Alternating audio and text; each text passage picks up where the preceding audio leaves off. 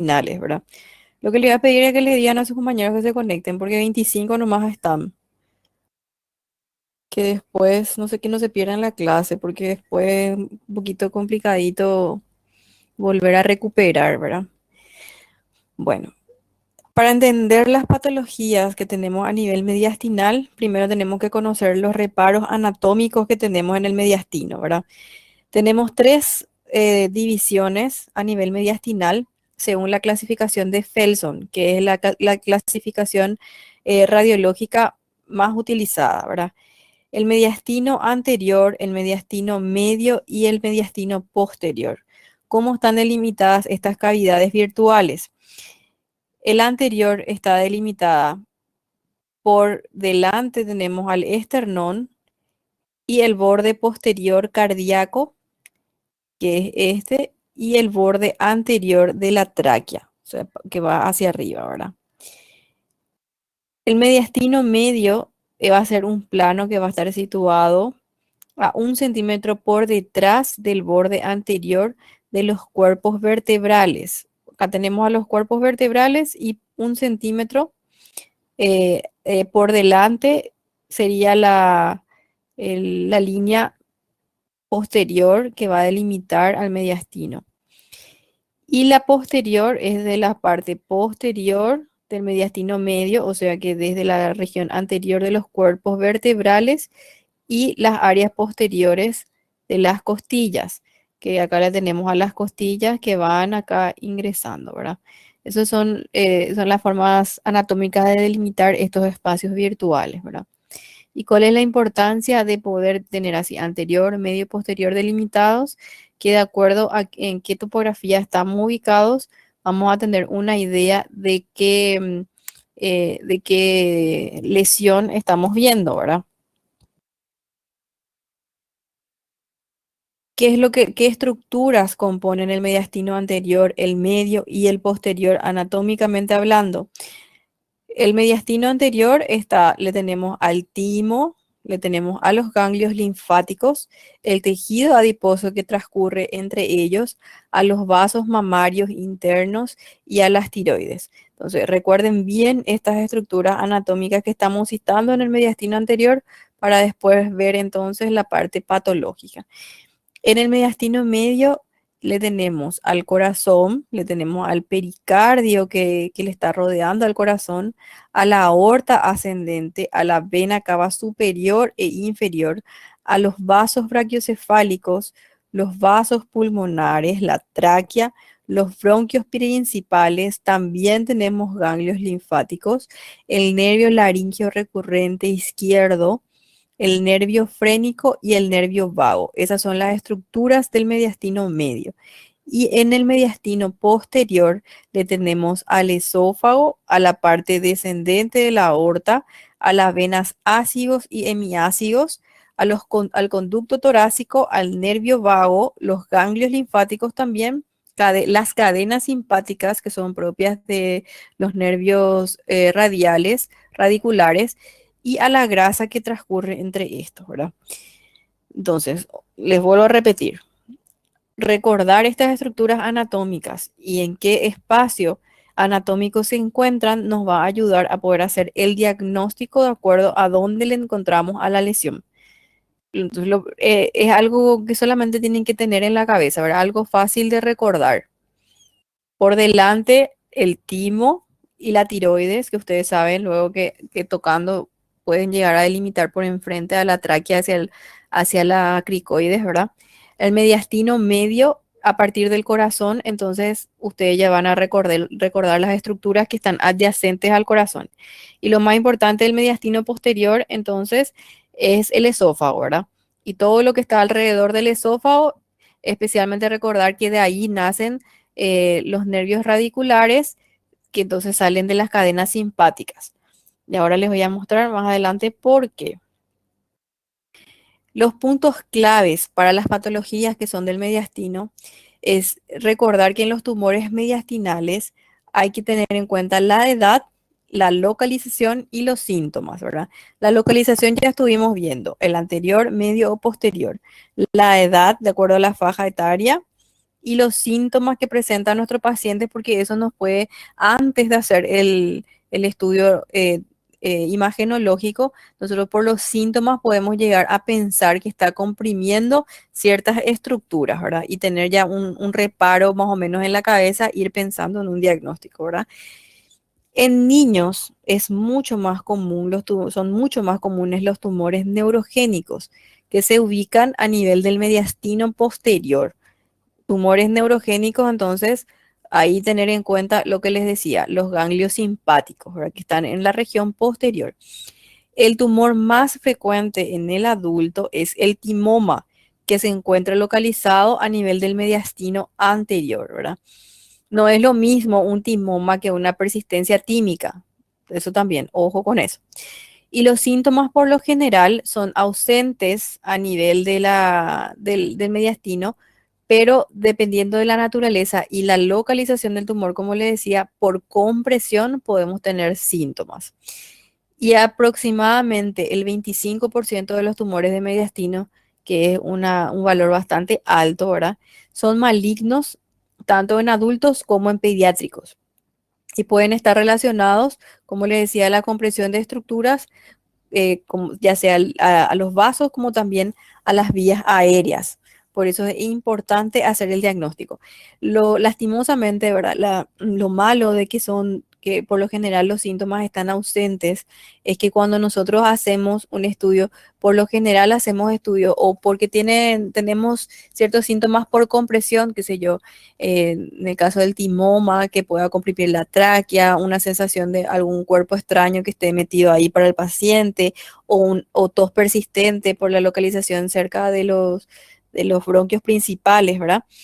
Pero si no tenemos este tipo de síntomas, eh, cuando se hace un chequeo del paciente, ahí generalmente es donde hacemos el diagnóstico de alguna masa que está en esta topografía. Y cuando hacemos el diagnóstico generalmente ya es muy tarde porque son estructuras malignas. Son lesiones generalmente malignas. Y el diagnóstico, dijimos que generalmente son asintomáticos. Existe un porcentaje de benignidad también en este porcentaje de benignos, que, por ejemplo, en el caso de que tengamos una masa que comprime a la tráquea, podemos tener también una hiperplasia de la tiroides, ¿verdad? Que sea un bocio multinodular o un bocio de la tiroides, ¿verdad? No necesariamente tiene que ser un timoma que comprima en esa zona. El 66% de los hallazgos radiológicos son de forma incidental, como les decía, ¿verdad? O sea, hallazgos casuales por otro tipo de chequeo y ahí encontramos una lesión, ¿verdad? Son grandes y voluminosos, y si son grandes, voluminosos y son sintomáticos, existe por lo general un gran porcentaje de que sea maligna la lesión.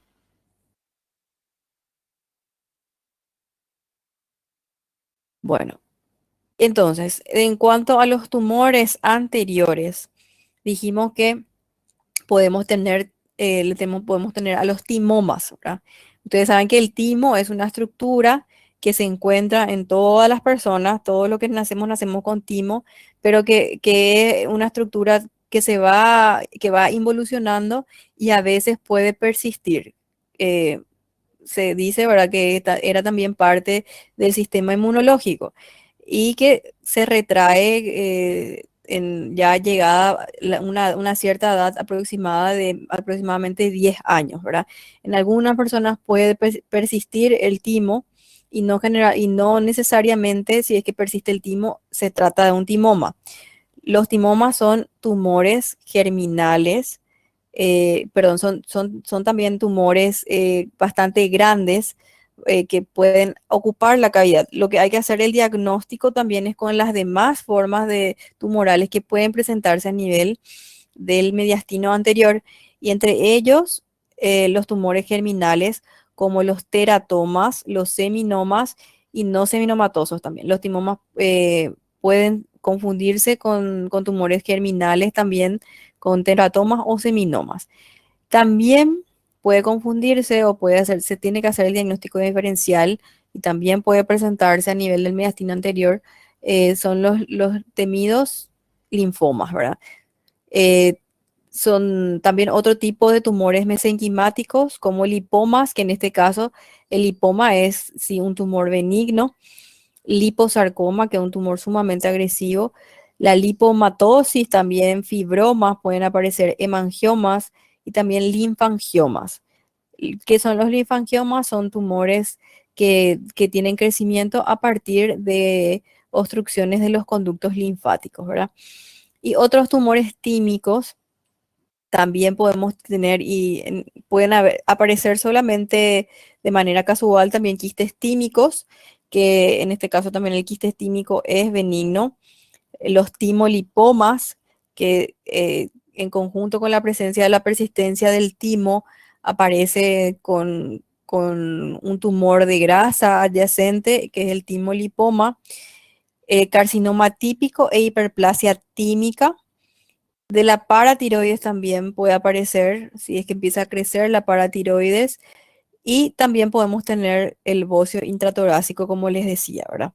Entonces, como ven, tenemos una amplia gama de patologías tumorales que pueden aparecer a nivel del mediastino anterior. Los malignos y los que tenemos que tener así bien en cuenta en la cabeza que hay que descartar primeramente ante la presencia de una masa eh, voluminosa a nivel del mediastino anterior son los timomas, los teratomas, los linfomas. Entre entre estas tres patologías podemos hacer los diagnósticos de patologías malignas a nivel del mediastino anterior, ¿verdad? Los demás, como el liposarcoma, los linfangiomas, los timolipomas, el carcinoma tímico, la hiperplasia tímica, son menos frecuentes y entre ellos también tenemos algunos que son benignos, ¿verdad? Y lo muy frecuente a nivel del mediastino anterior y de que es un tumor benigno es el bocio intratorácico, ¿verdad? A nivel del mediastino medio, ¿qué podemos tener? Dijimos que en el mediastino medio, ¿cuál es la estructura principal que nos va a guiar a partir de la cual nosotros vamos a decir que rodean las demás? Dijimos que el corazón era la estructura principal del mediastino medio, ¿verdad? Y a partir del corazón, entonces todo, ahí los vasos y los bronquios, ¿verdad? También el conducto torácico, pero ¿qué pasa? También tanto en el anterior como en el medio como en el posterior podemos tener cadenas ganglionares, ¿verdad? Pero en el mediastino medio es donde mayormente se ubican las metástasis ganglionares. Y los linfomas, que son generalmente aparecen como conglomerados ganglionares, tanto en su versión Hodgkin como no Hodgkin, ¿verdad? Y los tumores mesenquimáticos también, como ya dijimos, pueden también estar en el mediastino medio. La TBC ganglionar, ¿por qué? Porque dijimos que teníamos cadenas ganglionares a nivel de mediastino medio y la TBC puede iniciar, el primer inicio de la TBC puede ser el complejo de GOM, que es un complejo ganglionar calcificado que se ubica generalmente a nivel mediastinal y se ubica en el mediastino medio porque ahí es donde le tenemos cerca a los bronquios, ¿verdad? Entonces la TBC ganglionar también puede aparecer, puede tener su aparición a nivel de ganglios en el mediastino medio. Algo que es frecuente, en frecuencia estamos ahí intermedia, es la aparición de quistes pericárdicos, entéricos y broncogénicos. Cuando hablamos de quistes, tenemos una posibilidad de benignidad, ¿verdad? La sarcoidosis también afecta a las cadenas ganglionares y también aparecen ganglios calcificados. Entonces también a nivel de los hilios, principalmente pulmonares, pueden aparecer ganglios calcificados que son una eventualidad frecuente en la sarcoidosis, ¿verdad? Y también pueden aparecer quistes que son dependientes del conducto torácico. Y los tumores posteriores, como les decía también, su principal aparición acá es a partir de los ganglios nerviosos, ¿verdad? Entonces vamos a tener tumores neurogénicos. tumores que afectan a los nervios periféricos, o sea, a las salidas radiculares, como lo son el schwannoma, el neurosarcoma o el neurofibroma, que entre ellos mismos vamos a hacer los diagnósticos diferenciales, ¿verdad? Los ganglios simpáticos, como el ganglioneuroma, el ganglioneuroblastoma, el neuroblastoma, el simpático-blastoma, y los paraganglionares, que son los paraganglioma, el feocromocitoma y el quemodectoma, ¿verdad? También podemos tener tumores neuroentéricos y también podemos tener tumores mesenquimáticos. Pero los principales tumores posteriores entonces van a ser los neurogénicos.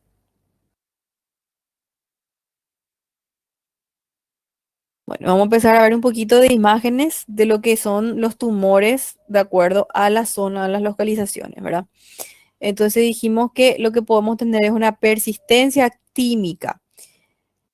Y dentro de la persistencia tímica, dependiendo también de qué paciente, qué patología de base tiene nuestro paciente, podemos ir teniendo otros tipos de apariciones que son benignas. Si bien son benignas, aparecen como tumorales, ¿verdad? Y una de ellas es la hiperplasia tímica. Este es un caso donde tenemos una paciente de 41 años con el diagnóstico de miastenia gravis, ¿verdad? Donde la primera imagen corresponde a una tomografía axial, a un corte axial de tomografía computarizada. La segunda imagen es un corte coronal y la tercera imagen es un corte sagital. Estos tres, estos tres estudios son sin contraste. ¿Ven cómo nuestra aorta está, no está pintadita, ¿verdad? Está de un color normal? El corazón, los grandes vasos, acá le tenemos al tronco pulmonar, este es el tronco pulmonar, esta es la aorta ascendente, esta es la aorta descendente, acá le tenemos a la tráquea y acá atrás le tenemos al esófago. Estas son las estructuras que vemos en este corte. En el corte coronal, acá le tenemos al corazón, acá le tenemos a la salida de la aorta haciendo su callado. Y aquí le tenemos a una estructura que nos señala, estas dos flechitas nos señalan que es una estructura, una masa, ¿verdad? Una masa de densidad de partes blandas que es un poquito heterogénea, ¿verdad? Entre la masa tenemos de repente acá un pequeño componente graso. Y en el corte sagital le seguimos viendo a esta masa, ¿verdad? Que tiene densidad de partes blandas y con un poquito de componente graso. Y estos hallazgos son compatibles con hiperplasia tímica. No vemos que esta masa tenga efecto compresivo a nivel de estas estructuras acá, ¿verdad? No le comprime ni a la aorta, ni al tronco pulmonar, ¿verdad? Y tampoco nosotros estamos viendo que alrededor de esta masa tengamos otras imágenes nodulares. O sea, simplemente es una hiperplasia tímica.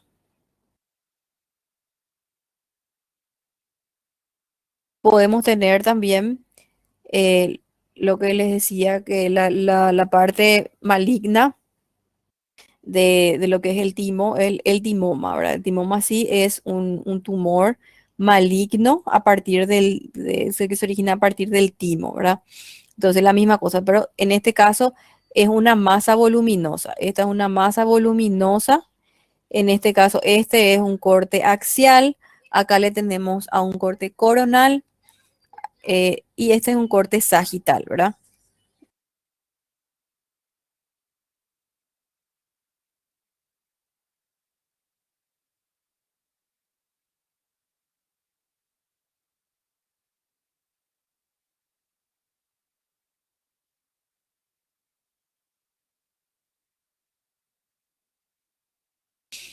Perdón, un ratito.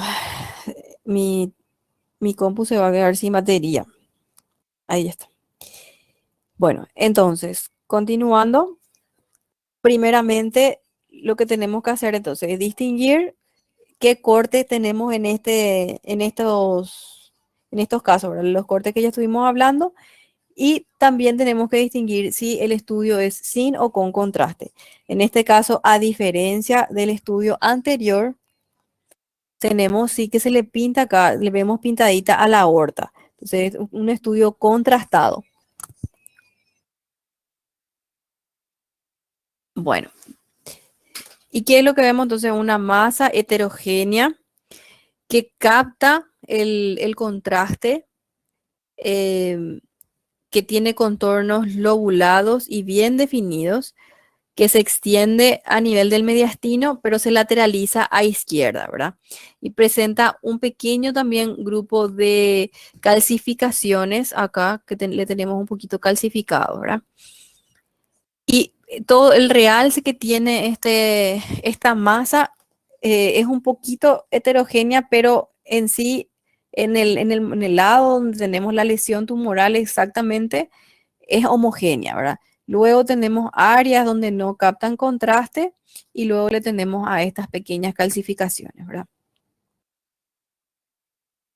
También en esta otra imagen que es un corte axial pero magnificado, vemos que tenemos otras pequeñas lesiones subpleurales que se ubican acá, ahí pueden ver, en el hemitórax izquierdo y que ya son sospechosas de metástasis pleurales, ¿verdad?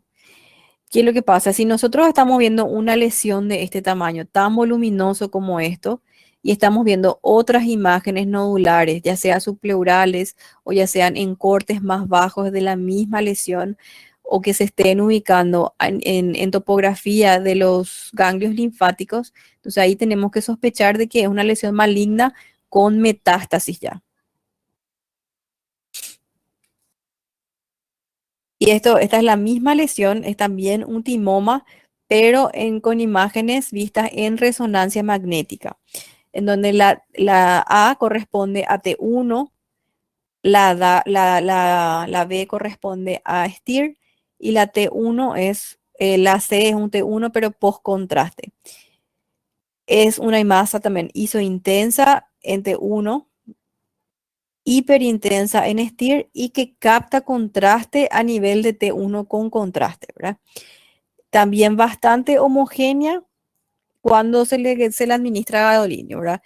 Y es sospechosa de timoma, ¿por qué? Porque es una imagen, una masa bastante voluminosa que se encuentra en el mediastino anterior y presenta bordes lobuladitos. Y sobre todo que capta de manera casi completamente homogénea el contraste. También podemos tener lo que se conoce como un quiste tímico.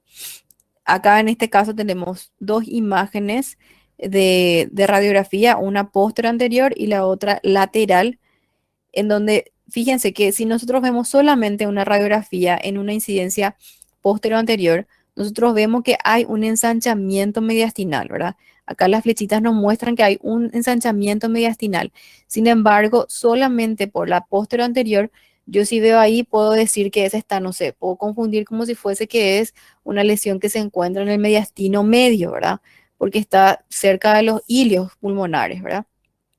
Sin embargo, en la lateral, donde está la flechita, vemos que acá nos marca una imagen que es un poco más radiopaca que se encuentra anterior.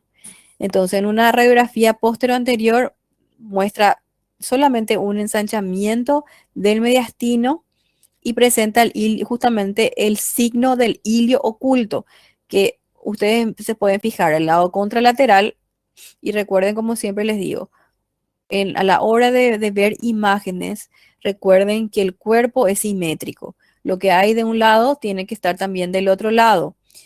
Y los ilios pulmonares, por más de que uno esté más elevado que el otro, deben ser simétricos, ¿verdad? Tienen que existir de la misma manera. Cuando estamos viendo que no, o sea, cuando no estamos viendo el de un lado, es porque algo está ocultando, ¿verdad? En este caso es esta lesión que está acá a nivel mediastinal que nos da el signo del ilio oculto. En la lateral, la radiografía lateral muestra una masa que es la ubicada acá, que es una radiopacidad anterior, ¿verdad? Que ocupa el espacio retroesternal, por eso yo puedo decir que es de mediastino anterior, porque está anterior, está por detrás directamente por detrás del esternón, ¿verdad? Y podemos decir que impide la identificación de la aorta ascendente. Acá le tenemos a la aorta descendente, y acá el callado de la aorta. Y la parte anterior del callado de la aorta está borradita por esta lesión. Entonces, dos cosas importantes que tienen que buscar en una radiografía cuando estamos a nivel mediastinal, principalmente hablando de patologías que pueden estar a nivel de mediastino anterior, ¿verdad? Uno es el signo del ilio oculto, ver la simetría que tiene que haber a nivel iliar, que no se pierda el ilio de nosotros, ¿verdad? Y segundo es poder encontrarle a la región anterior de nuestra aorta, ¿verdad? Que no solamente esté mutilada nuestra aorta, que sea solamente callado y que sea posterior, ¿verdad? Tiene que aparecer completamente nuestro callado, que no nos borre la parte anterior. Si nos borra la parte anterior y principalmente por detrás del esternón, entonces podemos tener una masa ocupante, ¿verdad? Esto por la superposición de estructuras que tenemos a nivel eh, radiológico, se nos puede pasar por alto, podemos perder ese diagnóstico. Bueno, entonces acá vemos cómo se ve el quiste tímico, ¿verdad? Imagínense que esto puede pasar desapercibido en una radiografía si es que nosotros no prestamos atención, ¿verdad? Es una masa anterior, pero la diferencia que teníamos con el timoma es que esta masa tiene densidad líquida. Decíamos que el timoma es una masa que presenta densidad de partes blandas. Al decir yo densidad de partes blandas, cuando hablo de tomografía, me estoy refiriendo a que es una masa sólida, ¿verdad? Y cuando yo digo que tiene densidad líquida, por lo general yo estoy hablando de un quiste o bien tiene densidad mixta también, ¿verdad? Hay tumores que presentan densidad de partes blandas y también con áreas quísticas. Ese tipo de tumores generalmente presentan necrosis, entonces por eso aparecen áreas quísticas. En este caso, el quiste tímico debe ser en su mayor porcentaje, debe ser de densidad líquida. Y como nosotros sabemos, ustedes en el examen, si yo les coloco, ¿verdad? Con densidad de partes blandas, enseguida ya tienen que saber en su cabeza, entonces ya tienen que figurarse la idea de que es algo sólido. Si yo le digo en el examen con densidad líquida, enseguida ya tienen que pensar de que estamos ante un posible diagnóstico de un quiste, ¿verdad? ¿Por qué les digo eso? Porque si yo les pongo esto en el examen, esta imagen en el examen, ¿verdad? eh, de repente ustedes no van a poder hacer la diferencia porque no están todo el tiempo mirando imágenes, ¿verdad? No son imagenólogos como para poder acostumbrarle a sus ojos y poder identificar de buenas a primeras de qué densidad estamos hablando, ¿verdad?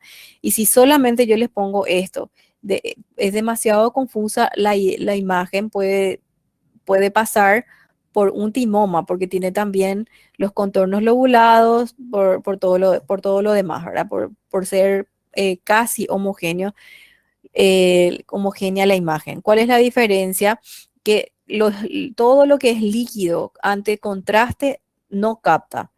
Todo lo que no capta contraste y es una masa a nivel de tomografía es un quiste hasta demostrar lo contrario, ¿verdad? Porque la densidad, lo líquido no capta contraste, ¿entienden? A no ser de que sea sangre, por supuesto que todos los vasos captan contraste. Estamos hablando de líquido que no sea hemático. Entonces, acá tenemos una masa que es homogénea, que es de contenido líquido. Lo único que vemos acá que capta contraste es que tiene ciertos como tabiquecitos, ¿verdad?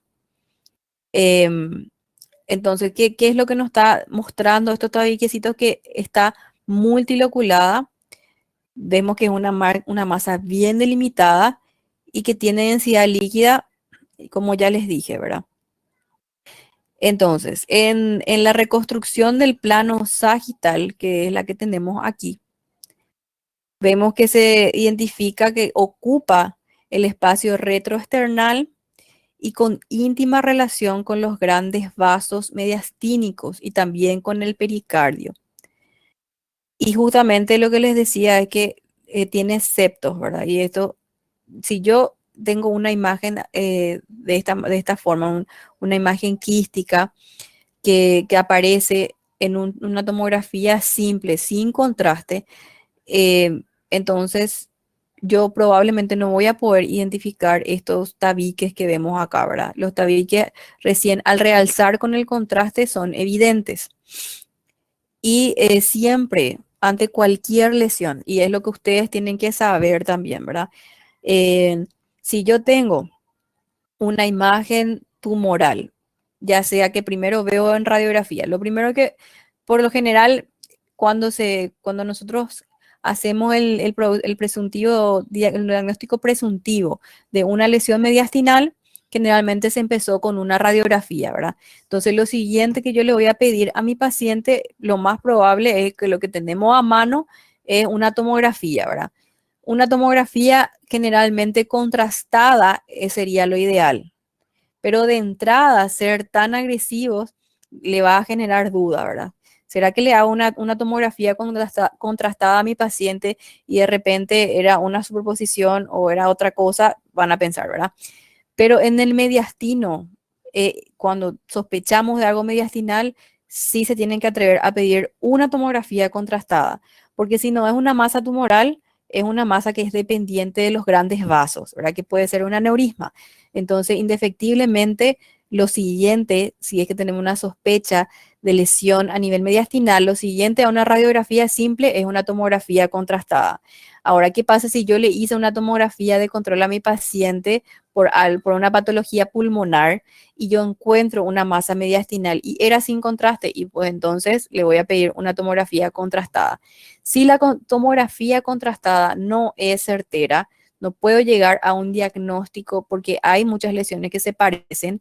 Entonces, ¿qué va a hacer lo siguiente? Le voy a pedir una resonancia magnética con contraste, que es el gold standard para los diagnósticos en mediastino.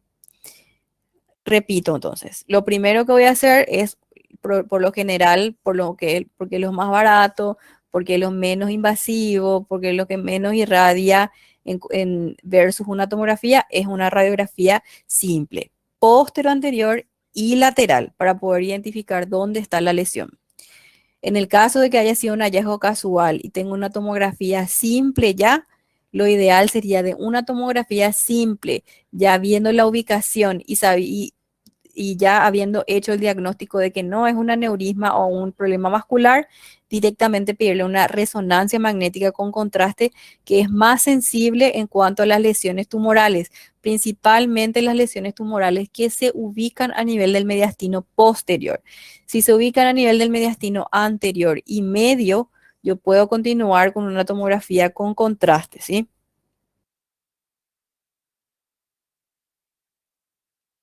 Bueno, y el quiste tímico también en una resonancia magnética. ¿Qué es lo que es el problema con la resonancia magnética? Eh, la resonancia magnética no, ustedes ya saben, ¿verdad? Que no provoca radiaciones, ¿verdad? No tiene radiaciones ionizantes. La resonancia magnética tiene otra manera de realizar, ¿verdad? La toma de las imágenes, que es a nivel de ondas electromagnéticas, ¿verdad?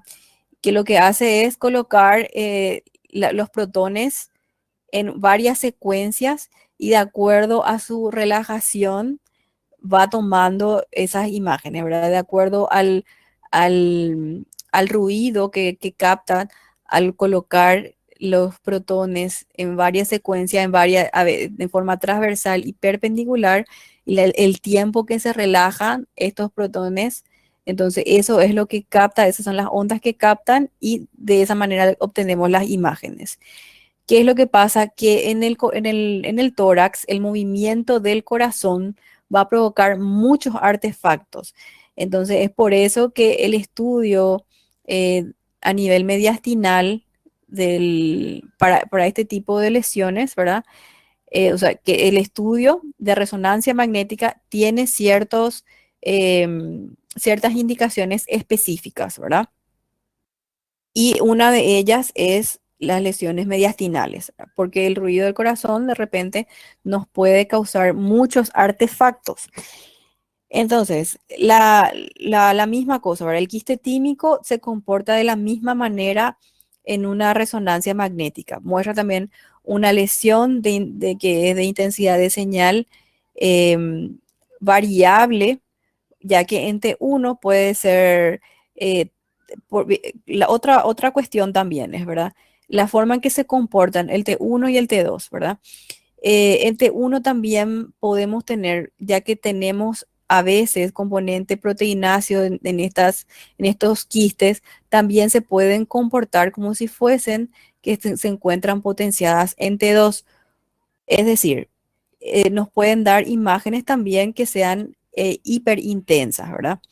Pueden brillar también por el contenido de proteína que tienen esas lesiones. Entonces, las imágenes que tenemos a nivel de las imágenes que acá vemos en las B y las C son las potenciadas en T2. Y la T1, ustedes se fijan que en T1 estas imágenes por ser líquidas aparecen hipointensas, ¿verdad? Y en T2 las imágenes brillan, que es el comportamiento habitual del líquido, ¿verdad? En resonancia magnética. Podemos tener contenido proteináceo a nivel de estos quistes, entonces se pueden comportar como si fuese que estamos viendo lesiones en T2 estando en T1. Eso es normal.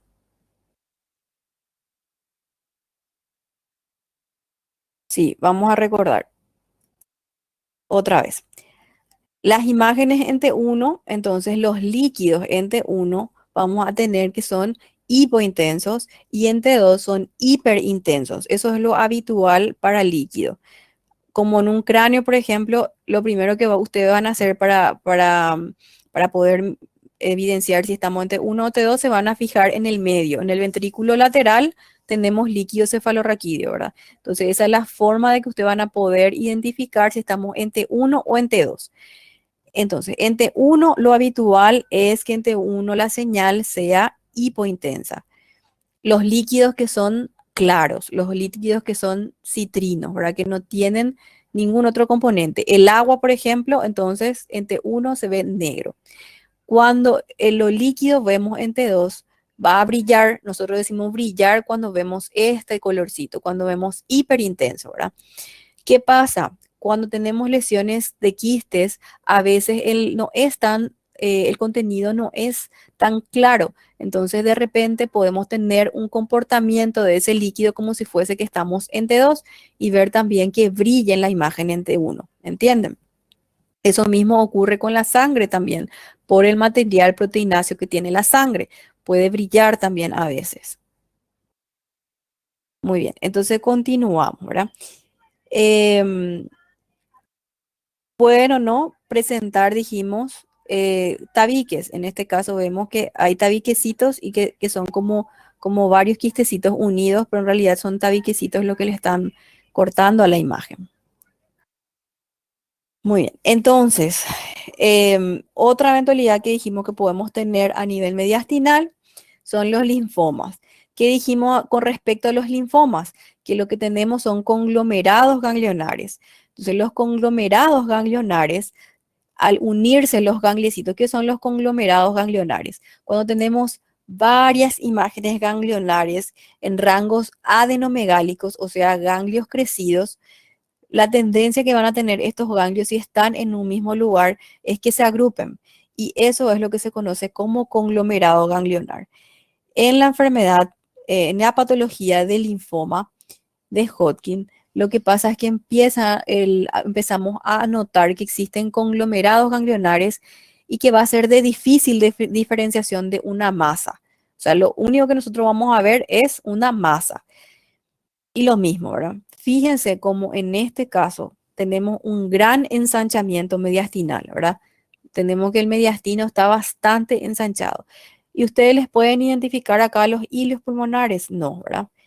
Ni a la derecha ni a la izquierda le vemos a los vasos ni a los bronquios salir, ¿verdad? Entonces nuestro hilio pulmonar no identificamos a nivel de esta radiografía póstero anterior. Cuando pasamos a la radiografía lateral, vemos que tampoco podemos identificar, como dijimos, a nuestro arco aórtico, ¿verdad? Está también borradito porque la imagen le está haciendo cuerpo a la aorta y le borra. Tenemos los dos signos que dijimos, ¿verdad? El signo entonces del borramiento de los hilios y también el signo del borramiento de la aorta. Y también lo que vemos acá en estas radiografías también es que los senos costofrénicos no están en punta, ¿verdad? Falta la puntita acá de este seno costofrénico y falta la puntita de este seno costofrénico porque se acompaña de derrame pleural, ¿verdad? Si en el examen yo le pongo esta imagen y le pido que ustedes me describan la imagen, entonces, ¿cómo me van a describir? Solamente esta imagen, esta secuencia, esta incidencia póstero anterior, ¿cómo me describirían si les pongo en el examen? Primeramente, quiero que me digan todo, ¿verdad? Primeramente me tienen que poner en qué secuencia, en qué incidencia estamos viendo, qué tipo de estudio es, qué es lo que visualizamos en la radiografía y en este caso pueden poner diagnóstico o diagnósticos diferenciales, ¿verdad?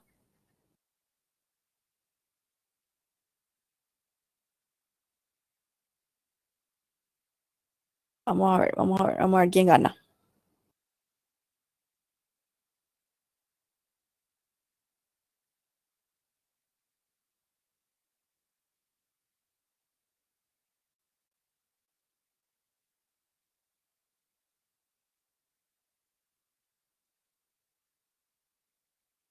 Y vuelvo entonces otra vez a hacer un recordatorio.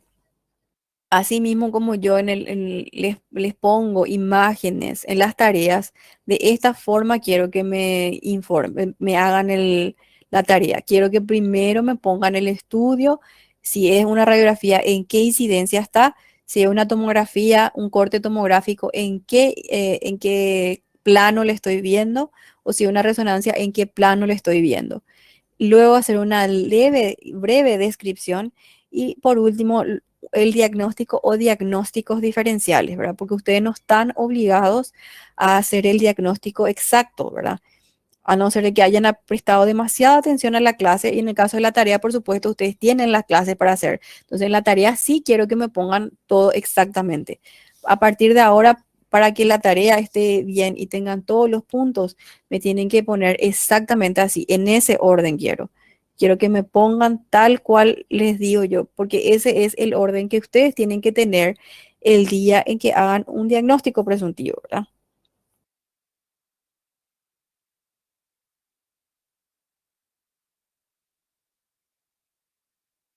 Bueno, entonces dice Maximiano dice que se ve una radiografía póster anterior donde se ve una gran masa en el mediastino que ensancha el mediastino y no es posible identificar los hilios pulmonares. Diego dice que es una radiografía de tórax póster anterior con buena técnica, con borramiento de los senos costofrénicos de ambos lados, con presencia de una masa mediastinal. Y ambas descripciones están súper bien, ¿verdad?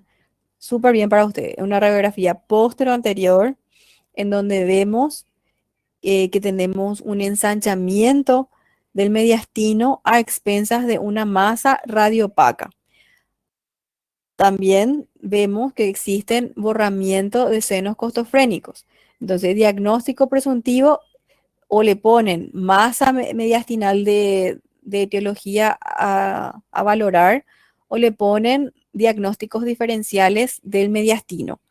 Diagnósticos diferenciales de mediastino, ahí ya, pero recuerden que tenemos una lateral también. En el caso de que estamos en el examen, les hablo ahora.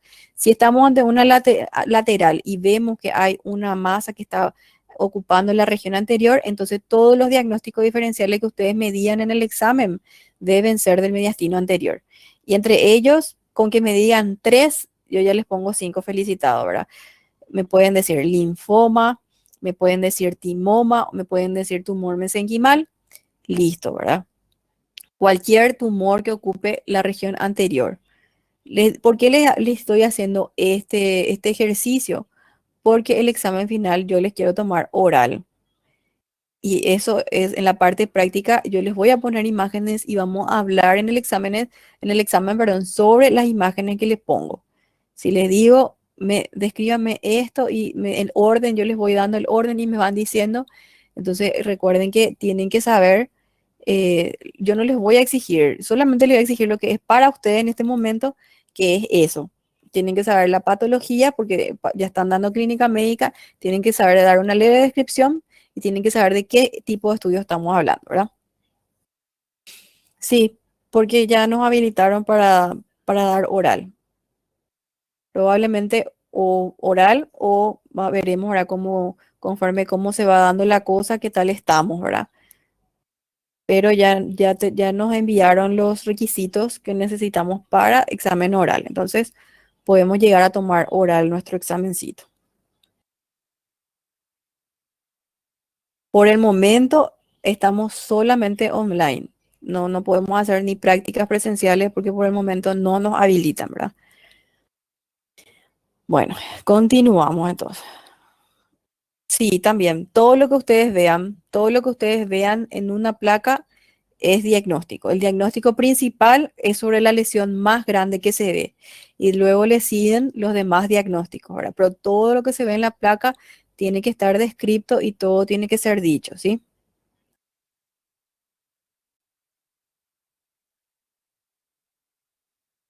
Bueno. El linfoma de Hodgkin, como dijimos, ¿verdad? Son conglomerados ganglionares. Acá ven que hay uno, dos gangliecitos y esta es una masa ya lobulada que no puede identificarse más ahí los pequeños nodulitos que corresponden a los ganglios, ¿verdad? Esta es una tomografía sin contraste porque le vemos acá a la aorta que está metidita y que no está pintada, ¿verdad? Luego la B, la C y la D, ya vemos que la aorta está bien pintadita, entonces podemos decir que es una tomografía con contraste. ¿Por qué lo que yo tanto insisto en que sepan lo que es contrastado y no contrastado? Porque les prometo que el día de mañana, cuando ustedes ya estén solos y estén en la práctica diaria, hasta recordar lo más sencillo les va a costar, ¿verdad? Porque hay mucho contenido, tiene medicina, ¿verdad? Y cuando uno trata de recordar cosas sencillas, a veces las cosas más sencillas es la que uno va olvidando, ¿verdad? Entonces, algo muy sencillo es diferenciar lo que es sin contraste con contrastado, ¿verdad? Y cuáles son las lesiones que deben necesariamente contrastarse. Toda toda lesión tumoral debe ser con contraste. Ustedes a sus pacientes cuando sospechan de una lesión tumoral, sea en el tórax o en cualquier parte del cuerpo, o están buscando porque su paciente tiene fiebre de origen desconocido, porque su paciente está con dolor hace mucho tiempo y todos los estudios no radiológicos no muestran, no evidencian nada cuando hay pérdida de peso. Todos los síntomas y signos acompañantes de una lesión tumoral aparecen y no encuentran donde se encuentra la lesión, necesariamente deben ser estudios contrastados para que puedan servirle a ustedes, ¿verdad? Por eso insisto tanto en esto. Y también porque los estudios contrastados nos ayudan a hacer el diagnóstico a partir de los diagnósticos diferenciales, ¿verdad? Como decíamos, lo que es quístico no va a captar contraste, ¿verdad? Lo que es sólido por lo general capta contraste, pero dentro de lo sólido la captación homogénea o heterogénea del contraste también nos dice qué tipo de lesión puede ser, ¿verdad? Entonces, en todo esto, ¿qué es lo que vemos? La A por ser una sin contraste, solamente vemos que es una masa de densidad de partes blandas que ocupa el mediastino anterior y que borra los planos grasos del mediastino. Porque veíamos que en el timoma, en la hiperplasia tímica, perdón, veíamos que se podía identificar la grasa que estaba alrededor de la hiperplasia tímica, ¿verdad? Yo les decía, acá hay un poquito de grasa, ¿verdad? Se podía ver. En cambio, esta masa no deja ver la grasa mediastinal. Es una gran masa voluminosa que borró completamente ahí nuestra grasa del mediastino anterior, ¿verdad? Luego tenemos que en la B, en la imagen de la B, la C y la D que son con contraste, vemos que hay un mínimo realce de estas lesiones, ¿verdad? Y acá tenemos con leves áreas de hipoatenuación. ¿Qué significa eso? Que era lo que yo le decía, que cuando tenemos acá lesiones o o que se muestran con densidad líquida o que tienen una densidad menor o que no captan contraste y se ven así hipodensas con respecto al resto de la imagen, corresponde a necrosis, ¿verdad? Y se observa también, ¿verdad? Que hay una lesión que engloba y comprime las estructuras vasculares y especialmente a la vena cava inferior, ¿verdad? ¿Dónde se ubica acá la vena cava inferior? Si es el corazón, ¿dónde está acá la vena cava inferior? ¿Cuál de estas estructuras tiene que ser la vena cava inferior?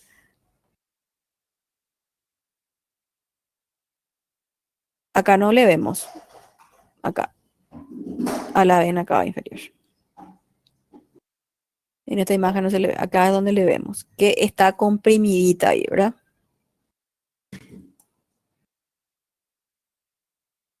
Bueno, entonces ya vimos los que son del timo, la hiperplasia tímica, el timoma.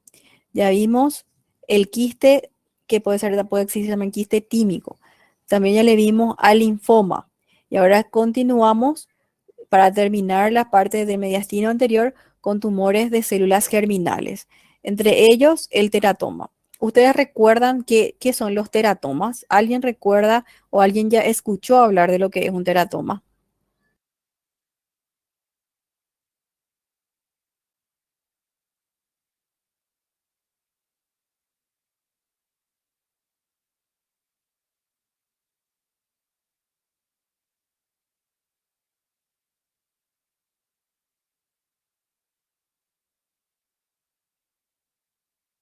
Exactamente. Es un tumor germinal que puede tener cualquier componente germinal, ¿verdad?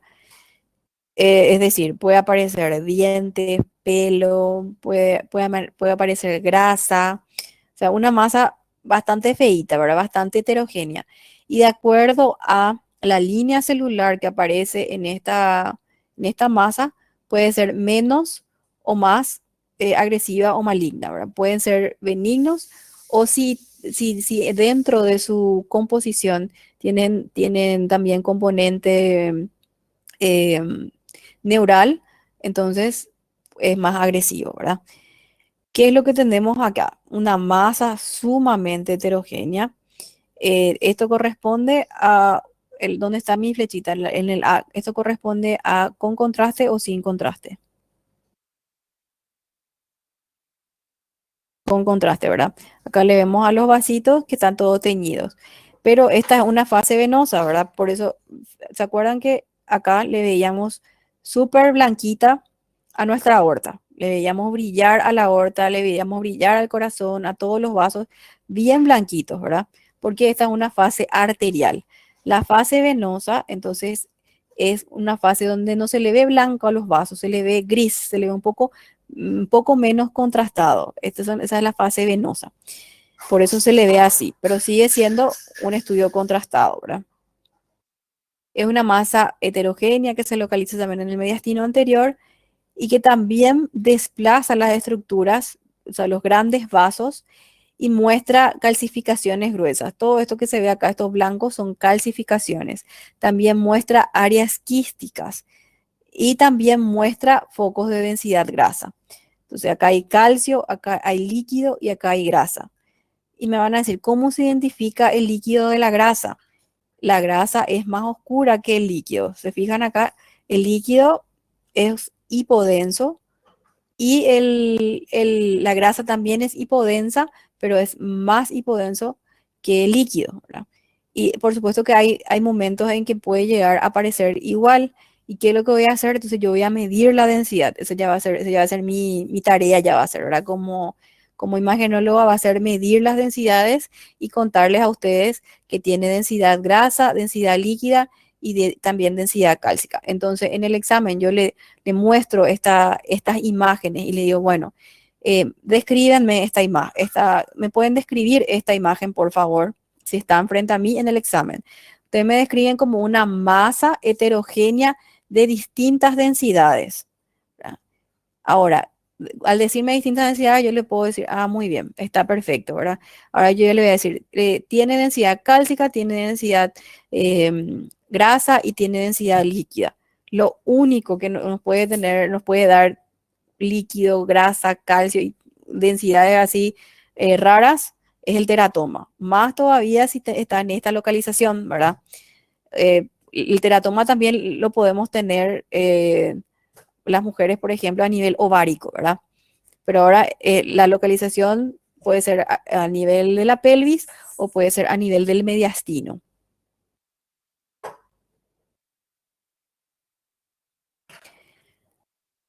Bueno, el timo con seminoma de tipo clásico pueden ser quistes tímicos con granuloma de célula gigante de colesterol.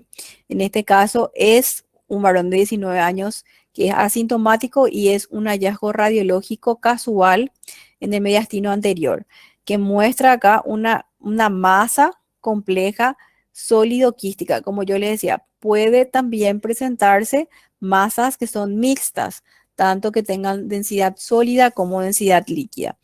Y en tomografía se ven de esta manera, ¿verdad? Yo le decía que lo líquido se ve un poquito gris y lo sólido tiene otra densidad, ¿verdad? Se ve como algo de una masa de partes blandas. Y el comportamiento en resonancia magnética nos evidencia que hay líquido acá, ¿verdad? Porque brilla en esta zona. Y esto es sólido porque no brilla, ¿verdad? Entonces, ¿cuál fue el diagnóstico de este paciente? Fue un timo con seminoma, la persistencia tímica y con un seminoma. En los varones puede presentarse los seminomas, que son también tumores mesenquimales, germinales, perdón, no seminales, germinales. Bueno, entonces todo lo que vimos anteriormente eh, pueden llegar a ser malignos, ¿verdad? Excepto el quiste, ¿verdad? Y las entidades que son benignas por excelencia y que también se ubican a nivel del mediastino anterior son los bocios tiroideos, ¿verdad? La diferencia es que mucho de menor tamaño en comparación a las otras imágenes, ¿verdad? Bien delimitada o de contornos lobulados, pero de menor tamaño en relación a las demás masas que estuvimos viendo. También el aspecto del bocio tiroideo es heterogéneo, porque recuerden que el bocio puede ser multinodular. Pueden existir múltiples imágenes nodulares a nivel de esta masa, que en conjunto, que dentro de esta masa, entonces nos dan esas características imagenológicamente hablando, ¿verdad? Este es un corte axial, este es un corte sagital y este también es un corte sagital. En los tres cortes vemos que está contrastado porque le vemos que están pintaditas nuestras arterias, ¿verdad? Es una masa que es redondeada, es bastante heterogénea, que se ubica también en el espacio retroesternal del mediastino anterior y tiene intenso realce y bastante heterogéneo, ¿verdad? Porque dijimos que tiene, que es multinodular. ¿Y qué pasa? Los nódulos que están dentro de este bocio pueden tener distintas características. En la hiperplasia propiamente dicha de la tiroides nos puede dar distintos tipos de nódulos. Podemos tener nódulos sólidos, podemos tener quistes y podemos tener nódulos mixtos también dentro de un bocio tiroideo. De ahí que la masa que vamos a ver es bastante heterogénea y el realce también es bastante heterogéneo.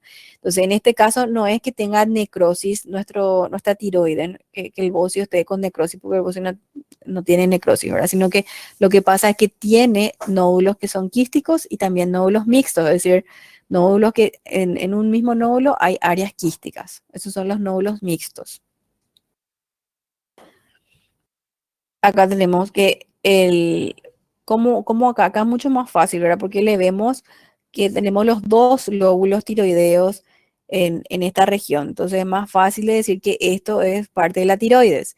En el corte sagital le vemos como una masa ovoidea y en el corte coronal le vemos que incluso parece una cadenita, ¿verdad? Es alargadita de contornos lobulados y está en topografía exacta de la tiroides. Entonces, el diagnóstico es un bocio de la tiroides. También recuerden lo que les dije, ¿verdad? Al extenderse hacia la cavidad torácica y hacer una masa ya grande, puede haber desplazamiento traqueal y puede haber compresión traqueal.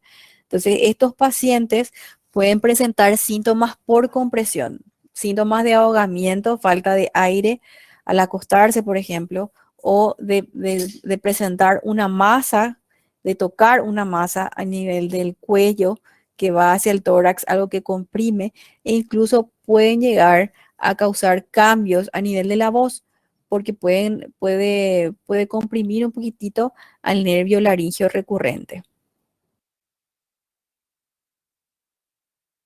Y estas son secuencias de resonancia magnética, en donde en T1 vemos una masa a nivel mediastinal que desplaza también a la tráquea. Acá está la tráquea, y la tráquea tiene que estar acá en el medio, ¿verdad? Y esta tráquea está lateralizada hacia el lado contralateral de la lesión.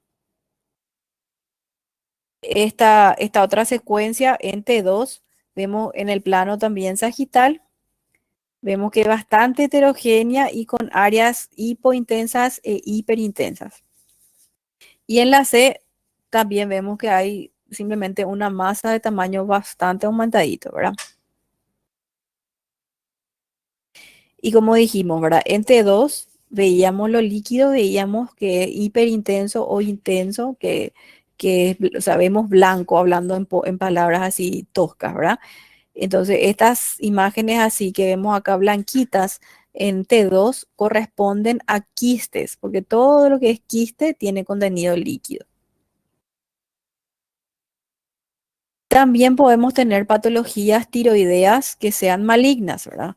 Lo lindo de la tiroides, o sea, lo bueno, lo benigno de la tiroides, que es la hiperplasia nodular, o sea, el bocio multinodular. Y la parte fea de la tiroides, que es la patología maligna. E incluso podemos llegar a tener también metástasis, ¿verdad? Este es un ejemplo nada más para ver que también tenemos a nivel de la tiroides, podemos tener patologías malignas. Esto es un carcinoma anaplásico de tiroides. Pero a diferencia, ¿recuerdan esta imagen en donde veíamos la hiperplasia tiroidea en una sagital que veíamos así, ovoidea, de bordes bien regulares? Pueden ser lobulados, pero son bordes regulares, ¿verdad? A diferencia de esta imagen, que es como que invade las demás estructuras que están alrededor, ¿verdad? Comprime francamente la tráquea e invade las estructuras adyacentes. Hasta ahí entonces era todo lo que era mediastino anterior. Conclusión. Imágenes en mediastino anterior. Lo que tenemos que hacer es, ante un hallazgo casual, pedirle un estudio contrastado. Una tomografía contrastada, si no es concluyente, una resonancia con contraste, ¿verdad? Eh, ¿Qué más podemos hacer ante una masa mediastinal? Lo primero que tenemos que hacer es en nuestra cabeza empezar a delimitar, imaginarnos qué patología o qué estructuras se ubican a nivel del mediastino anterior. Entonces ahí decimos, en el mediastino anterior le tenemos la tiroides, le tenemos al timo, pero también son frecuentes los linfomas y también pueden llegar a aparecer los seminomas, ¿verdad? En cuanto a al timo, si hay una persistencia, puede ser solamente una hiperplasia o puede ser un quiste o puede ser un timoma. La diferencia, el diagnóstico diferencial entre todas estas eventualidades van a hacerse a partir de que si son masas de partes blandas o si son quísticas o si son mixtas. La forma de captación del contraste y la densidad son fundamentales para hacer el diagnóstico en el mediastino anterior, ¿verdad? Asimismo, también en el mediastino medio. Las mismas características vamos a encontrar a la hora de hacer el diagnóstico, ¿verdad? También tenemos que hacer la diferenciación de si estamos ante una patología quística o de partes blandas. Siempre lo que es quístico tiene más chances de ser benigno. Entonces, por eso es importante hacer el diagnóstico correcto. Muy bien. En el mediastino medio, entonces, si ustedes ven esta radiografía, y si ven esta radiografía, ¿qué es lo que les llama la atención?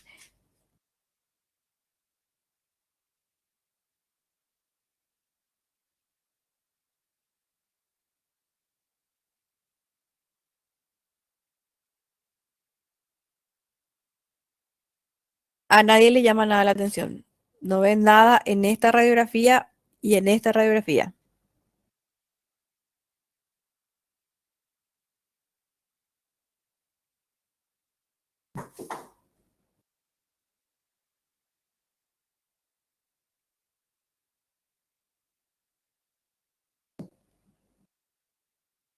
Pero ¿dónde ves la imagen radiopaca?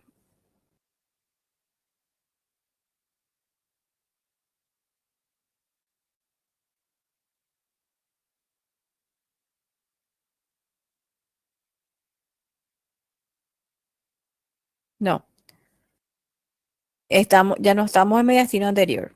Estamos en el mediastino medio. Cerca del corazón estamos ahora. Cerca del corazón, acá. Entonces, lesiones del mediastino anterior pueden ubicarse acá a nivel iliar, ¿verdad? Lesiones del mediastino medio pueden ubicarse acá a nivel paracardíaco, ¿verdad? Entonces, acá lo que vemos un ensanchamiento y es como que hace el signo de la silueta por el borde cardíaco, ¿verdad? Le borra un poquitito al borde cardíaco y aparece acá una lesión un poco más radiopaca. En esta otra radiografía, la misma cosa, ¿verdad? A pesar de que es feíta la radiografía. ¿Qué resultó ser esto y qué resultó ser esto? Esto resultó ser un quiste pericardio en el ángulo cardiofrénico derecho. Acá tenemos una lesión hipodensa de densidad líquida que se ubica en una región paracardíaca a derecha. ¿Y qué resultó ser acá este borramiento o esta especie de ascenso a nivel del pericardio? Resultó ser un gran quiste pericárdico, un quiste pericárdico gigante que desplaza el mediastino y comprime el parénquima pulmonar. ¿Qué es lo que pasa cuando comprime el parénquima pulmonar? Si comprime el parénquima pulmonar, si comprime los bronquios, puede causar atelectasia de nuestro parénquima pulmonar, ¿verdad? Entonces, al haber atelectasia, va a aparecer acá como que falta un campo pulmonar.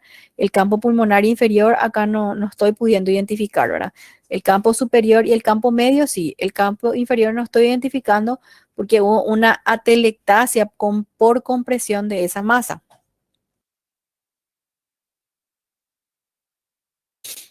Bueno, entonces el quiste broncogénico. El quiste broncogénico es una masa, como lo dice, de quística, entonces líquida, que puede aparecer a nivel del mediastino medio, en la proximidad de nuestro ilio, ¿verdad?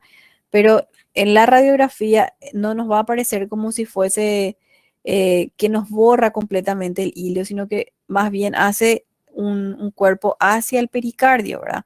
Sin embargo, también puede estar presente el signo del ilio también. Siempre que haya una masa, dependiendo del tamaño de la masa, nos puede dar el signo del hilio o nos puede dar el signo de la silueta, ¿verdad? Donde nos borra las estructuras adyacentes. Entonces, como yo les decía, hacer el diagnóstico con una simple radiografía póstero anterior va a resultar difícil. Lo que puedo sospechar es que hay algo en el mediastino, pero saber la topografía exacta va a ser difícil, a no ser que tenga su par radiológico y ahí me pueda ubicar la lesión.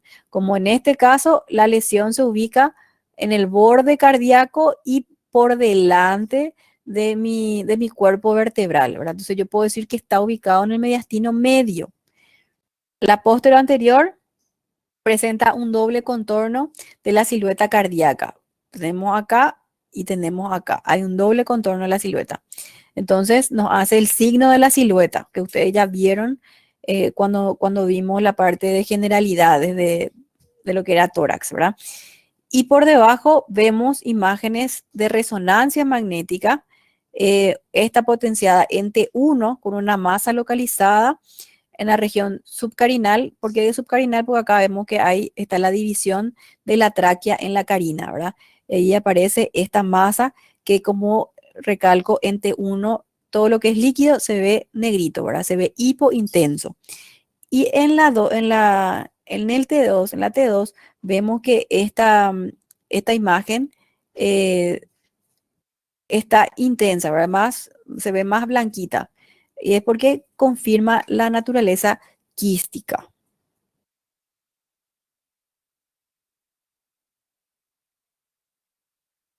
Bueno, también podemos tener lo que se conoce como el quiste de duplicación esofágica, ¿verdad? Que lo que nos hace es, aparece por delante del esófago una especie de masa que impresiona comprimir el pasaje de, de nuestro contenido esofágico, ¿verdad? Y presenta una intensidad de señal variable. Puede presentar desde baja señal, similar al líquido, o de alta señal, señal en T1, hablando, si es que tiene contenido proteico. Y en T2 siempre nos va a aparecer como una imagen de señal elevada, ¿verdad? ¿Cómo vamos a ver en tomografía? En tomografía vamos a ver también como una masa quística, ¿verdad? Una masa quística que se encuentra ocupando el mediastino medio. Acá vemos cómo tenemos esta masa quística que hace cuerpo hacia el esófago y que comprime un poquitito la luz del esófago. Otra cosa y bastante frecuente, pero bastante frecuente, es la hernia hiatal. Ustedes no se imaginan la frecuencia de la hernia hiatal en la población paraguaya. Es bastante alta. Les digo porque informando tomografía, eh, a ver, el día entre ayer y hoy, 50 tomografías informé, ¿verdad? De las cuales ahora por el problema del COVID, el 80% resultan ser de tórax, ¿verdad?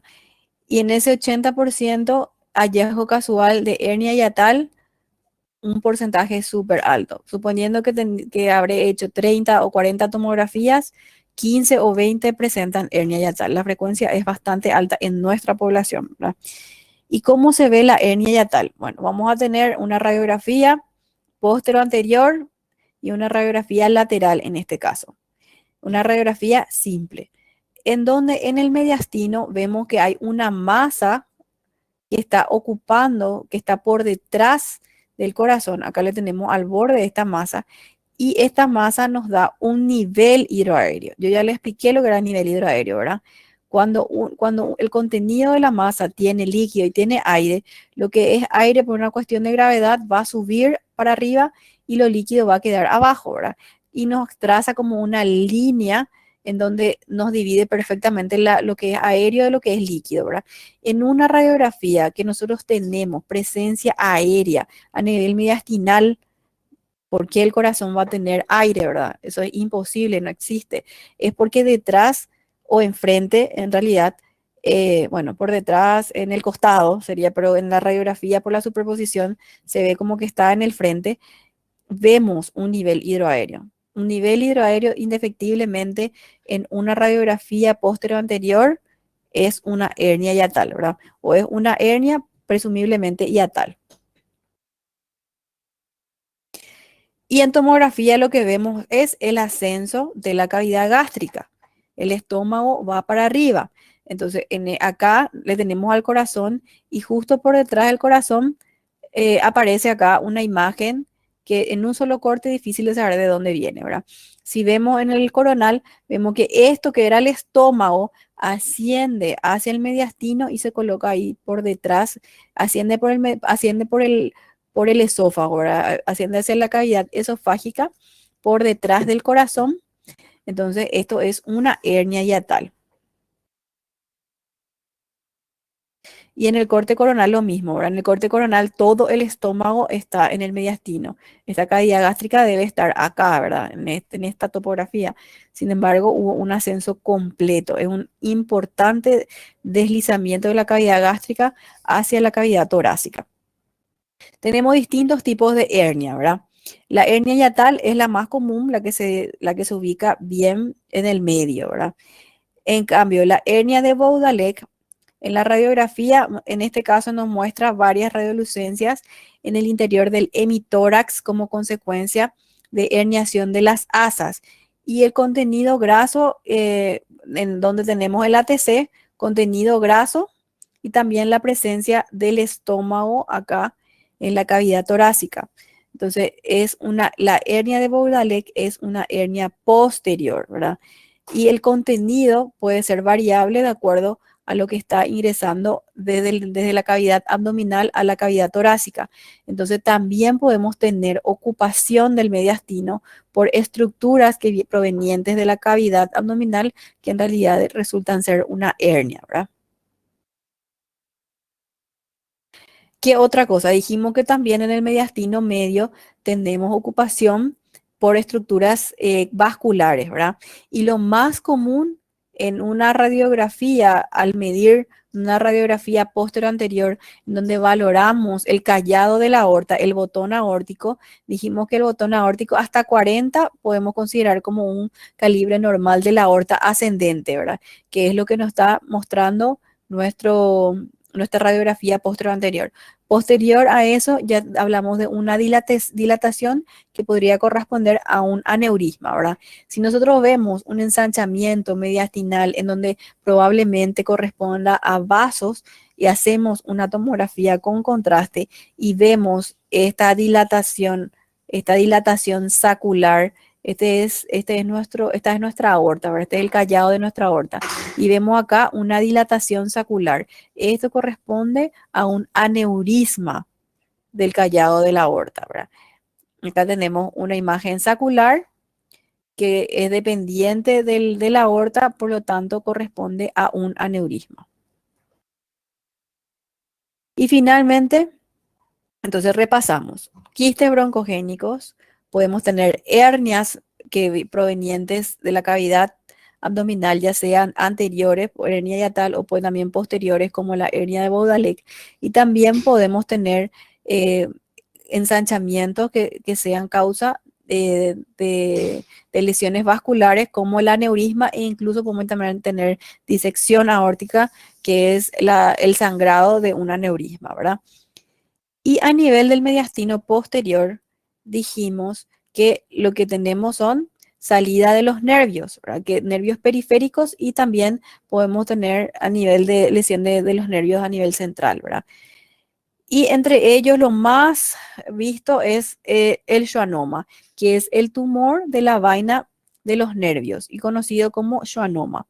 En una radiografía lateral vemos acá una lesión extrapleural, esta lesión extrapleural con ensanchamiento. Acá vemos que, fíjense que los agujeros de salidas radiculares tienen un calibre que debe ser respetado, que todos tienen que tener el mismo calibre o aproximado, ¿verdad? Cuando vemos que el calibre de uno de los agujeros por donde emergen los nervios, se encuentran entre nuestras costillas y nuestros cuerpos vertebrales, ¿verdad? En esa unión, entonces se ubican los agujeros de conjunción por donde salen nuestros nervios. Cuando vemos que hay un ensanchamiento es porque algo está emergiendo por ese agujero, y tenemos que pensar en la posibilidad de que pueda ser una lesión de vaina de los nervios, como un schwannoma. Entonces acá tenemos una lesión extrapleural, acá tenemos la lesión, y este es el ensanchamiento de nuestro agujero de conjunción o intervertebral, ¿verdad? Y en la tomografía vemos que hay una masa de partes blandas, de densidad de partes blandas, que está provocando el ensanchamiento. Ven que acá no hay ensanchamiento y acá se abre como que se abre, este es el cuerpo de la vértebra. Estas son las apófisis transversas que están en los costaditos, y acá por detrás le tenemos que tener a la apófisis espinosa, ¿verdad? Cuando vemos acá que se ensancha el espacio por donde emerge, que es el agujero de conjunción, y ocupado por una masa, entonces probablemente corresponde a un schwannoma, ¿verdad? En resonancia magnética, lo mismo, ¿verdad? Vemos una masa que emerge por detrás del cuerpo vertebral y que ensancha el agujero de conjunción. Entre uno, sin contraste, una lesión expansiva de baja señal, ¿verdad? Esto B corresponde a lo mismo de uno, pero con contraste, y que presenta una captación bastante heterogénea. Y la C, esta imagen C, corresponde a un T2 y que tiene forma de reloj de arena. ¿Cómo es? La lesión clásica en reloj de arena, entonces corresponde a un schwannoma. También puede existir otra eventualidad de schwannoma mediastino quístico, que es lo mismo, pero presenta un componente quístico también acompañante. El schwannoma también puede ser intercostal porque recuerden que las costillas, por el borde inferior de las costillas, está transcurriendo el complejo arteria, vena y nervio, ¿verdad? Entonces, por debajo en las costillas inferiores, podemos llegar también a visualizar una masa radiopaca que por supuesto inespecífica en la radiografía y que en la tomografía aparezca como dependiente del espacio intercostal de densidad de partes blandas y que tras la administración de contraste, porque acá vemos que tiene contraste, tras la administración de contraste tiene un realce un poquito heterogéneo, ¿verdad? También podemos tener que otro tipo de tumor de la vaina de los nervios sea un neurofibroma. En la tomografía se ve como una lesión extrapulmonar que es paravertebral. La diferencia con el schwannoma, ¿cuál era? El schwannoma veíamos que era una emergencia directa, ¿verdad? Del agujero de conjunción y que ensanchaba acá nuestro agujero, ¿verdad? Sin embargo, esta masa es una tumoración sólida, es extrapulmonar y es paravertebral. Acá está la vértebra y al lado de la vértebra aparece esta lesión, ¿verdad? Que es homogénea. En los cortes de resonancia magnética en la T2 con supresión grasa muestra una imagen de alta intensidad de señal. Alta intensidad de señal decimos cuando es blanca. E incluso yo les puedo, de repente en el examen, si yo les muestro esto, no van a poder decirme es un T2 con supresión grasa, lo que sea. Pero sí el lenguaje que quiero que utilicen es la intensidad, ¿verdad? Todo lo que es blanco es de alta intensidad o es hiperintenso o brilla. Todo lo que es de otro color, que es negro, que es gris, que es de señal baja o es hipointenso. ¿Entienden? Y acá en este corte axial potencial ante Dios con supresión vemos que presenta esta lesión alta intensidad, ¿verdad? Y en la C también, que es un corte de resonancia magnética, pero potenciado en un corte coronal, vemos también la salida de una lesión paravertebral, porque acá en el medio va la vértebra y es paravertebral derecha y es de baja intensidad de señal también. Y se ve que es también dependiente del nervio raquídeo, ¿verdad? Ya emerge el nervio y cuando ya emergió el nervio, aparece esta lesión tumoral.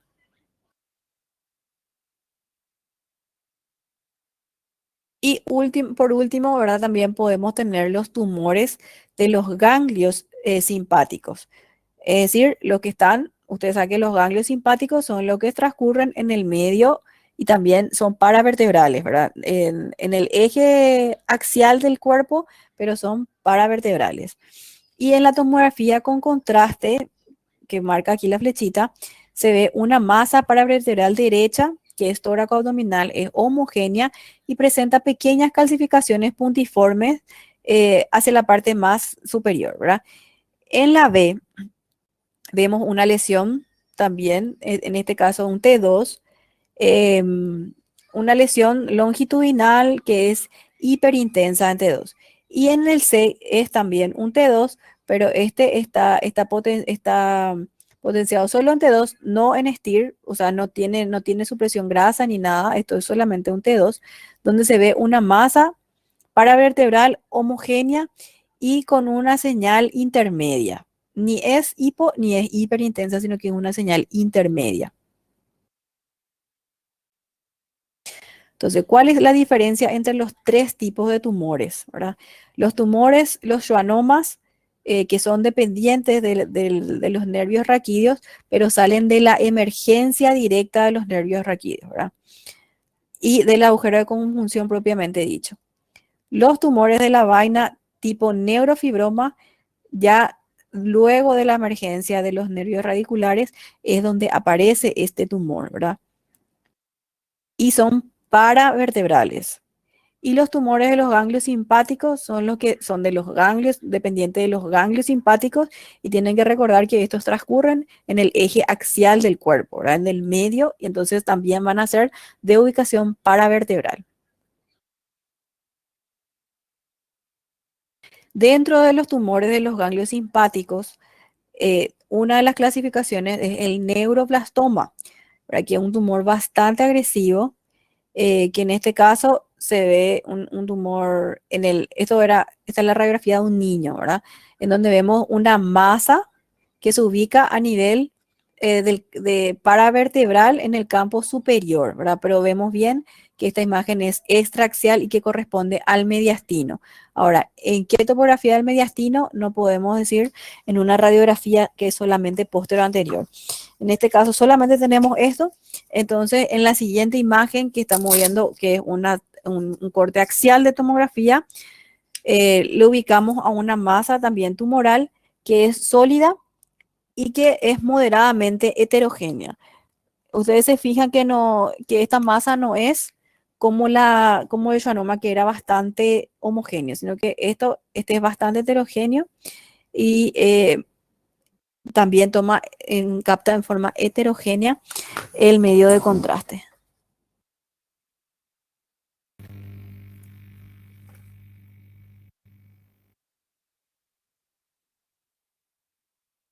Y el neuroblastoma también puede ser neuroblastoma del adulto, que nos va a dar también una imagen que es bastante heterogénea, de bordes lobulados a nivel visto primeramente en esta radiografía. Lo que vemos es el ensanchamiento también del mediastino hacia un lado específico de contornos lobulados, y también nos hace el signo del ilio, ¿verdad? Nos borra el ilio a ese nivel. Es para iliar derecha. Cuando le hacemos a este paciente, acá no podemos delimitar, ¿verdad? Se dan cuenta que por más de que yo tenga borramiento del ilio y ubique la lesión a ese nivel, yo no puedo decir con una radiografía póstero anterior de que se trate de una lesión de mediastino anterior, medio, posterior, ¿verdad?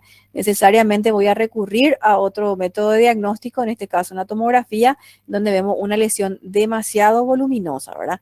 Que es lobulada, de contornos lobulados, heterogénea, y también presenta una extensión pleural y parailiar, que incluso acá estamos viendo que existe una erosión costal. Estos son los arcos posteriores, ¿verdad? De la caja torácica. No, ahí podemos ver que está un poquito erosionada la cortical del hueso. Eh, una, una masa así tan extensa y tan voluminosa no puede ser ya dependiente directamente de un fibroma o un schwannoma, ¿verdad? Tiene que haber otro diagnóstico más agresivo, como lo es el neuroblastoma.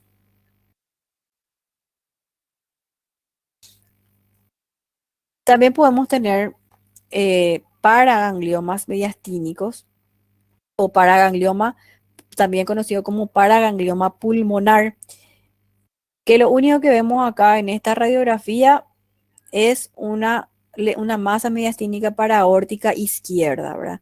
Y en la tomografía sin contraste vemos una masa mediastínica anterior y media que se encuentra lateral a la aorta, perdón, paralela a la aorta o yuxta aórtica, que es levemente heterogénea, que con el contraste toma captación realmente muy intenso y heterogéneo. Entonces, los paragangliomas mediastínicos o el paraganglioma aórtico simpático puede tener localización, ubicarse como una masa que supone que es de medio, pero también puede ubicarse a nivel posterior mismo, pero en realidad también se trata de una estructura dependiente de un ganglio neural, ¿verdad? Y una masa mediastínica, en este caso posterior, con captación muy intensa del contraste, que también acá tenemos acompañado de un derrame pleural, ¿verdad? Y en la resonancia potenciado en T1, recuerdan que dijimos que si es que tiene el componente en T1 Si es que tiene componente líquido, se veía hiperintenso, ¿verdad? En este caso se ve un poco intenso, pero en realidad es porque corresponde a una masa que contiene bastante contenido también proteináceo, pero que no es líquido como es el caso de un paraganglioma aórtico. Y este corte es solamente para hacerles ver que en una tomografía y una gammagrafía, el comportamiento que tiene este tipo de lesión también puede ser apreciado por una gammagrafía, ¿verdad? Que son focos de captación eh, que se pueden diferenciar a nivel de la región torácica y abdominal, ¿verdad? Que en la región torácica hay una captación y también a nivel abdominal, torácica y abdominal. Y que corresponde, en la TC corresponde a una lesión nodular que muestra la flechita acá, hipercaptante en región suprarrenal izquierda. Acá tenemos la aorta y esta es la lesión que está, esta es la topografía habitual de las suprarrenales y a nivel del brazo derecho de la suprarrenal, entonces tenemos una pequeña lesión que es proveniente todavía del mediastino porque corresponde a un ganglio del nervio mediastinal y que resultó ser un paraganglioma.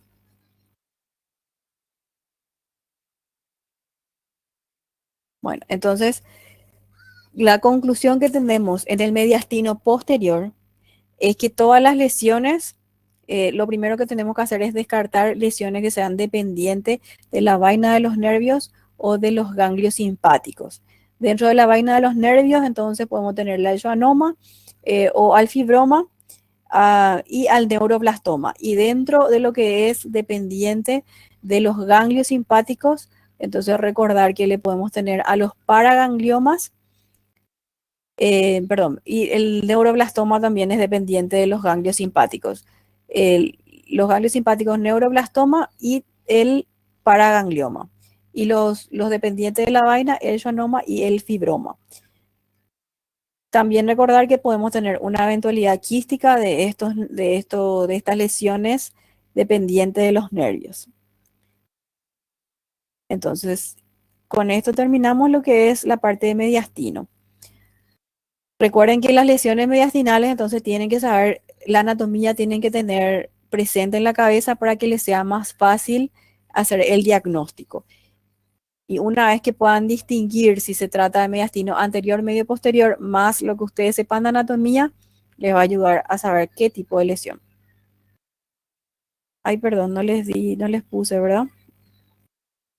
Un ratito, voy a hacer para que puedan descargar, voy a habilitarles.